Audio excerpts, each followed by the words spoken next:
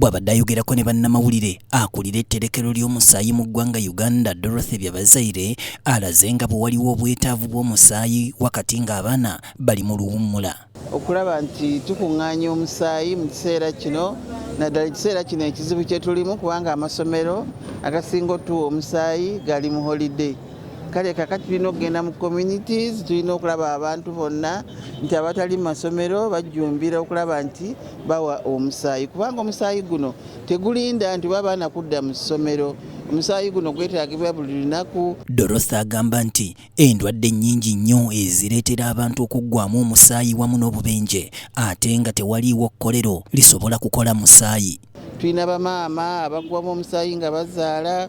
Tulina abantu abafuna accidents kati muli accidents nnyingi nnyo ku makubo, bodaboda, baasi, taxi, kale bagenda mu malwaliro beetaaga omusaayi. Tulina abaana abaggwamu omusaayi olw'okuba malaria, mulaba kati enkuba etandise okutonnya, omusujja gumalamu omusaayi mu baana. Tulina abaana abo abalina sickle cell, tulina abantu abayitaaga operations, tulina abalwadde aba kansa, bonna beetaaga musaayi. Ate nga tulina okumanya nti tewali factory ekola musaayi. Factory y'omusaayi eri mu muntu oyo ali wakati w'emyaka 17 n'okweyongerayo. Omuntu oyo kubanga ali mulamu agaba omusaayi buli myezi 3 omwami na buli myezi 4 omukyala.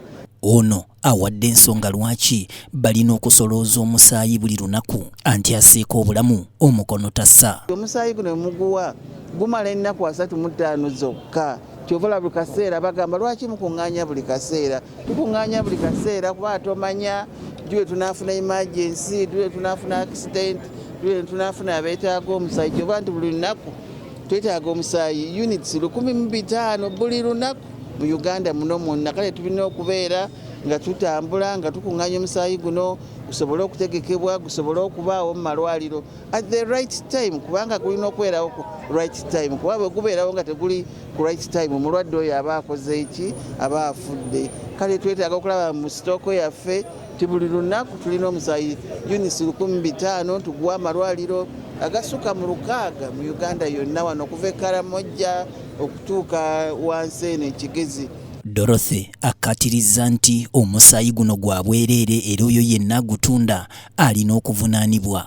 Masaka, Fort Portal n'embalala kale bonna bakuŋŋaanya omusaayi okulaba nti amalwaliro go agasoba mu 600 gonna gafuna omusaayi. Omusaayi guno tuguweera bwereere era tulina okulaba nti malwaliro guno guweereddwa bwereere kubanga omusaayi guno tukuŋŋaanyiza bwereere.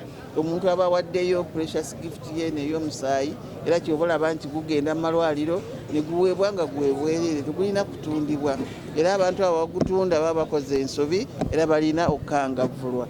Obadde okimanyi nti omusaayi nagwo gulina ekkomo ku buwangazi bwagwo? Olaba nti eddagala lirina ebbanga ly'expiringa n'omusaayi guno ddagala kale gwo gulina ennaku 35 zokka. Kyova olaba nti tuli kabi kaseera tulina okuba nga tukuŋŋaanya ate tulina okumakinga sure gwe tukuŋŋaanyiza gukozesebwa gulema ate kwonooneka within those 35 days. Kaweefube w'okugaba omusaayi asaana asimbibweko nnyo essira kubanga omusaayi tegusobola kukolebwa mu makolero era nga gulina kuva mu bantu butereevu. Kale nno buli munnayuganda ky'alina okumanya kiri nti leero luyinza okuba olw'oli naye ate enkya lulwo. Naggujja Serena yakusakidde emboozi eno ku Rabbit TV Community Report. Thank you so much, ladies and gentlemen.